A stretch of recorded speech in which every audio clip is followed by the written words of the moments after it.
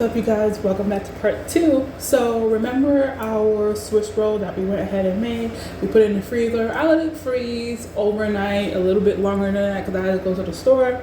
So once you're done, you take it out the plastic wrap, take it out the parchment paper, which is what I did, and get a nice cutting board, which is a serrated knife, and also get a bowl lined up with some, set that to the side, and then go ahead and cut your sponge rolls into these beautiful, nice, not too thin, not too thick rolls. So I'm gonna show you right now.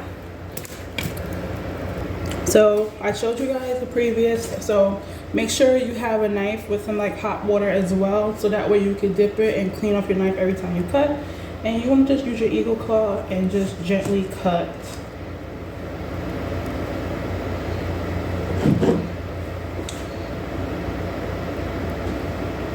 your Swiss rolls out. Keep doing that until you have them all cut.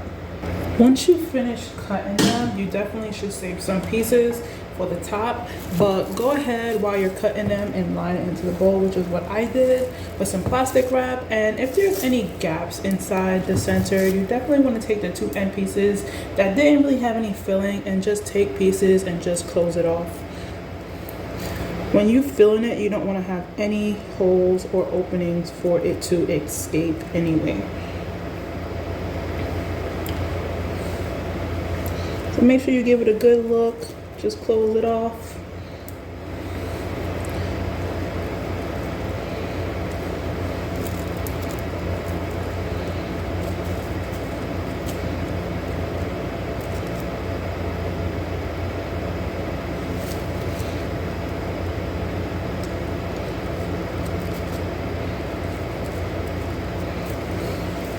As you can see, I made it a little smaller than the bigger one. If you do decide to do a bigger one, you have to just be very cautious of the size. I did it to the size of my plate at home. So once it is fully covered and you don't see no gaps, what you're going to do is put this back in the freezer along with the rest of them, so that way it can keep freezing while you're working on your next task. So now that we got that done and got out the way, the next thing we're going to do is work on our Bavarian cream. Now, some ingredients that you are going to definitely need for your Bavarian cream is some egg yolks. Definitely about 7 egg yolks. Save the egg whites. You can do so many other things with egg whites. You can make egg white sandwiches in the morning. You can make egg white omelets. You can make meringue cookies if you would like, and so much more. So definitely do not throw them away. Just go ahead and use it for another purpose. You can even use it to make, Japanese souffle pancakes. So another thing that you are going to need is some water, probably about a half a cup or a cup of water. You're just going to need that for the gelatin, and about 2 packages of powdered gelatin, about 5 tablespoons of some powdered sugar, 2 teaspoons of vanilla extract separated. You're also going to need about 2 cups of heavy cream and about a cup and a half of regular milk and 7 tablespoons of white granulated sugar. So the very first thing that we are going to do is make a whipped cream to a soft peak. We're not going to make it to a stiff, heavy whipped cream where you can do it. We're just going to go ahead and do a soft peak. So in a bowl, grab your heavy cream, right? And add your tablespoon of vanilla extract in there.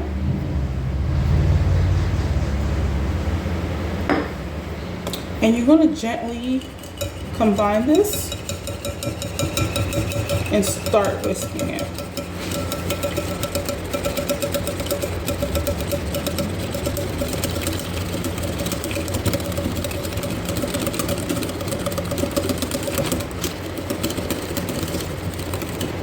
So I already started whisking it just to combine it a little bit, and now I'm gently going to add in my powdered sugar. You can add this all together. I'm just doing it in small sections just because I don't want the powdered sugar to splatter all over the way.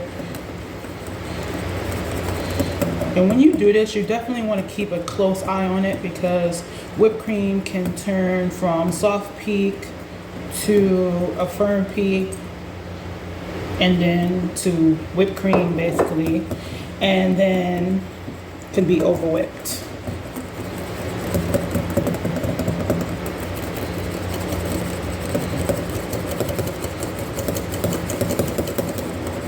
And if you like, you could definitely do this inside of your standard mixer. I'm only doing it by hand just because I want to keep a close eye on it.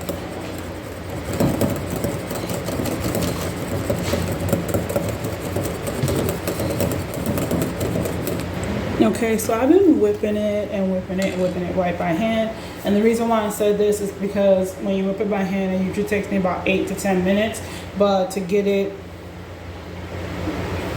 to that soft peak might vary if you're doing it by hand or if you're doing it by mixer. So one way you can definitely tell that you have a soft peak, and I have learned this trick, is you pick it up and you can draw a figure eight or an infinity sign inside your mixture. So if you could draw like a infinity sign in there, that means it is at soft peak. Do not over whip it any more than that unless you're making whipped cream.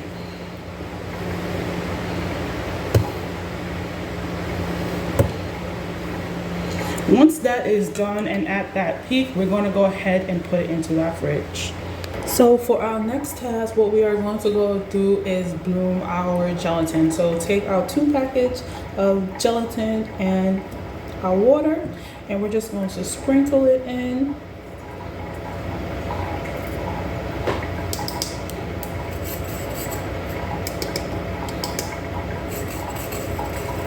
You could do it the other way around where you could just pour it in there.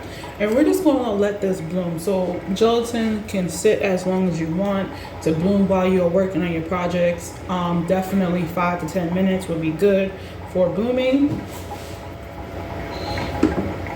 So while your gelatin is blooming, the next thing we are going to do is our milk.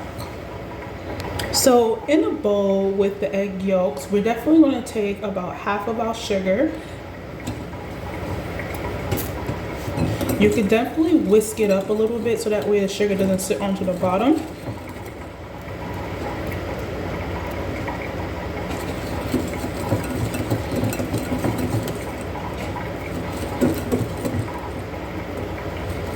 Okay.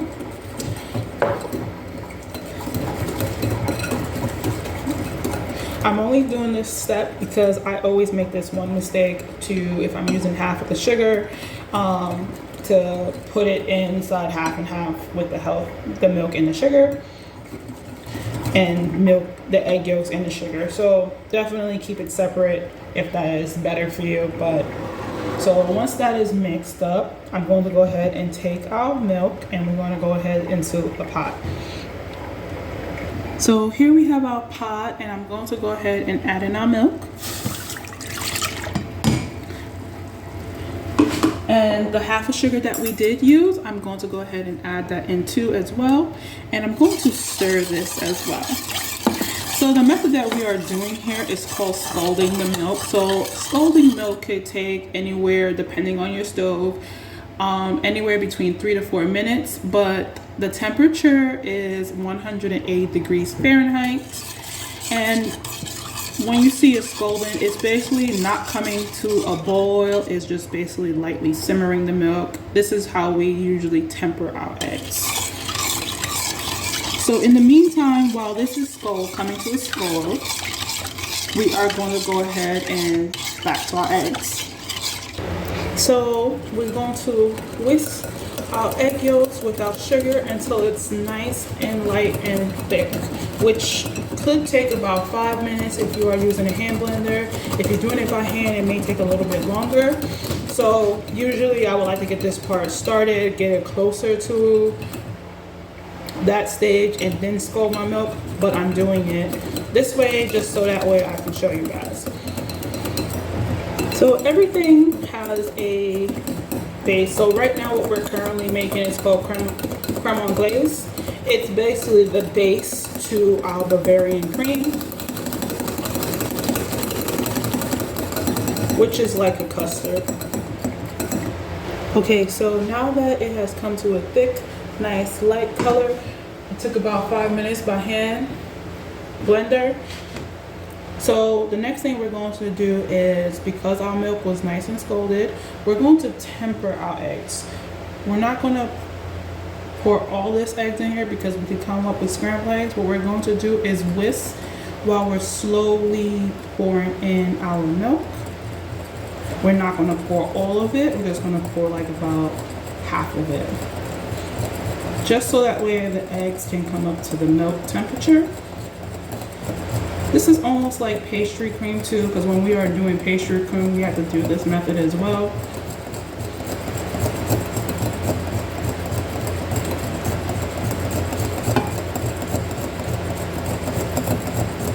You can always just use like something lighter. Now, when people are making pastry cream or creme anglaise, some people like to add all the milk, some people like to add half of the milk. It all depends on your preference. Just go with the flow.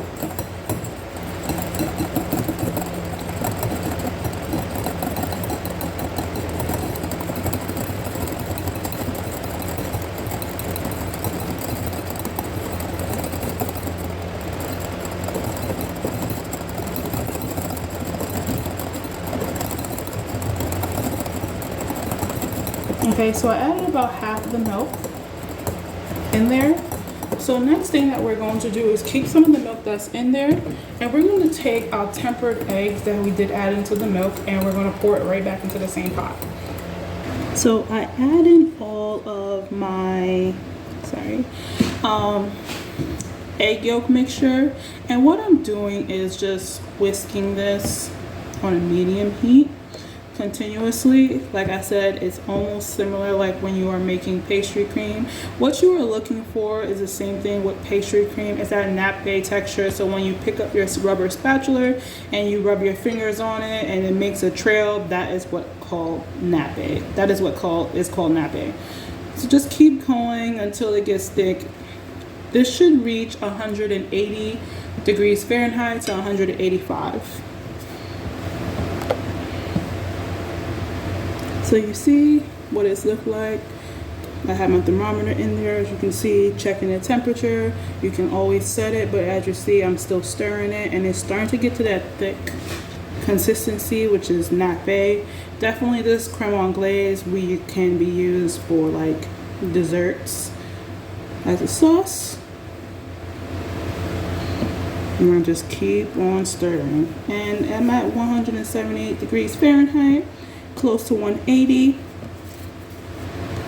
You just don't want to go over 185.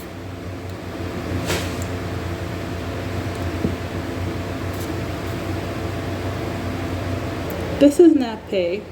Okay, once it reaches 185 degrees Fahrenheit, quickly take it off and shock it into a nice ice bath, and add in your vanilla and your bloom gelatin and give it a mix until you see no more lumps inside of there. I went ahead and ice bathed it really quickly because mine did go quickly to 185 from 178 in a matter of like seconds. So I did that off camera, but this is what it will look like. And as you can see, I have no more lumps of the gelatin. So once you have a clear and smooth creme anglaise bladder with the gelatin and vanilla added into it, you're going to go ahead and continue cooling this down on a nice ice bath until it reaches 90 degrees Fahrenheit. To ensure that it's smooth, I went ahead and strained it completely into a clean bowl, and see? Okay, so once you get it to cool down anywhere between 90 degrees Fahrenheit, I went ahead and cool it down to 85 degrees Fahrenheit because you can fold in your whipped cream at this stage, and that is what we're going to do is next take our soft peak whipped cream out of the fridge, and we're going to fold it in here to our creme anglaise with gelatin, like so.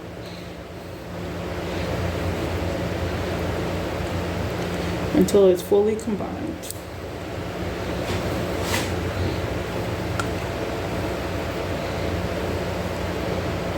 Okay, so once it is completely folded in, you should have like an off yellow color with the whipped cream, and you should see no more like white. Set that to a side and go ahead and grab your molded cake. that you had in the freezer, right? And you're going to go ahead and pour it in. Not too much.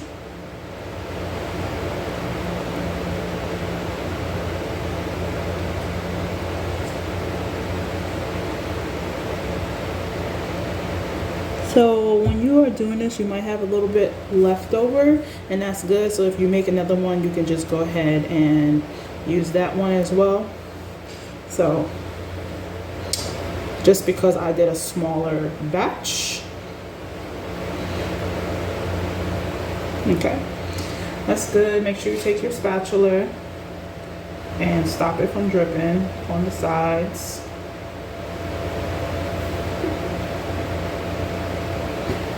And you might have some left over, like I said.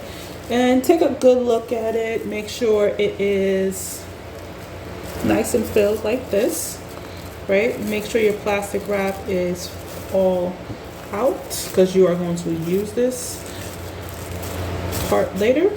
Now, here comes the fun part. You're definitely going to take the little scraps that we have here that we cut up as well, and we're going to gently cover it as well. As you can see, I'm just taking it and going around. Be careful not to overfill it, because if you do overfill it, it can cause leakage. Okay, so once you finish covering it, you definitely want to put it in the fridge and let it sit for overnight. And the reason why I said overnight is because you want the gelatin that is inside our Bavarian cream to sit really good. So overnight is preferred, but if you feel like 6 hours or 8 hours is good, while you're checking it and it doesn't, when you cut it and it's not leaking, then it's good. But definitely recommend overnight. Do not go lower than that, because if you do and you cut into it and it starts to leak, that means it wasn't fully set. So if you have any leftovers, you could definitely go ahead and make another one. If you do decide to make bigger ones, you might have to make 2 logs. This is just for a small recipe, is just for a small one, and have fun with it. So usually when I have leftover Bavarian cream, I usually do other things with it, which is what I'm going to do. But I definitely want to show you that it still started. So it's been sitting out for a few minutes while I was prepping our Charlotte Royale, and it started to thicken just by sitting right here on the counter. So of course I'm going to go ahead and just make some donuts with these, or probably like, you know, another cake, but we'll see. So I have decided to make the last of the Bavarian cream into chocolate. And I took some Nutella and I just went ahead and whisked it in with my spatula. Look at that. Making sure it's nice and smooth.